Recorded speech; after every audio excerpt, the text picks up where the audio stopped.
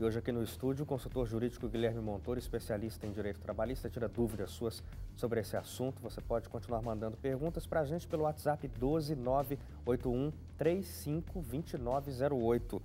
Guilherme, tem uma pergunta aqui complicada. A Denise Kramer, de Antonina, no Paraná, diz que trabalhava em 2011 numa empresa, sofreu um acidente quando trabalhava lá e depois do acidente não voltou mais para o trabalho. Agora ela esteve na empresa para dar baixa na carteira e disseram para ela que ela tinha que assinar a carteira pedindo demissão. Ela fez isso porque precisava da carteira de volta. E aí ela diz que na demissão foi colocado que ela se demitiu agora, né? Março de 2017. E ela disse, e não em 2011, que foi quando eu realmente saí da empresa. Aí ela fala que por isso ela perdeu o FGTS, pela data que foi colocada a saída, e pergunta o que deve fazer.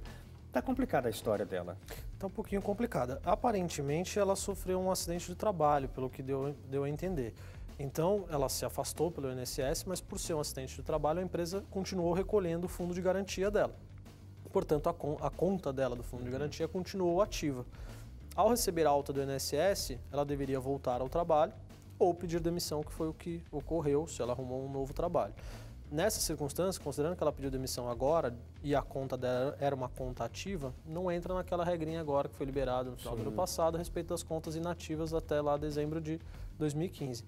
Então, ela não perdeu o fundo de garantia continua sendo dela, ela só realmente não vai conseguir resgatar imediatamente. Ela vai ter que aguardar aquele prazo de 3 anos dessa conta inativa para que ela consiga fazer o saque do fundo. Ok, certo. A Rose, de Pinhais, no Paraná, manda a pergunta aqui pra gente também. Ela diz que trabalha como cuidadora só aos fins de semana, Guilherme. Ela há 4 anos faz isso. Entra no sábado e sai na segunda. Ela pergunta que direitos ela tem numa circunstância como essa. Não foi possível identificar se a Rose ela é registrada ou não. A gente sabe que, principalmente nessas relações domésticas, é muito comum a ausência do registro.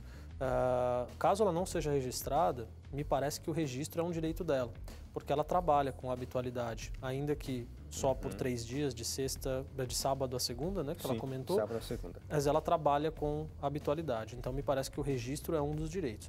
As verbas decorrentes do registro, o fundo de garantia a gente falou agora há pouco, a partir do final de 2015, o 13º, férias, mais 1/3, e no caso de dispensa, aviso prévio, a multa, enfim, seguindo todas as demais regras.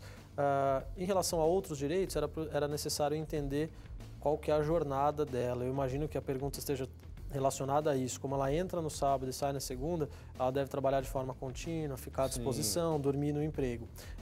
Então, seria necessário verificar qual foi o contrato de trabalho, porque a jornada certamente ela extrapola aí as 8 horas diárias e não havendo nenhum tipo de acordo, nenhum tipo de pacto de compensação ou pagamento de horas extras, é bem possível que ela tenha direito a algumas horas extras aí sim. Mas aí precisaria entender direitinho qual é a jornada que ela não comentou aí. Ok, tá certo.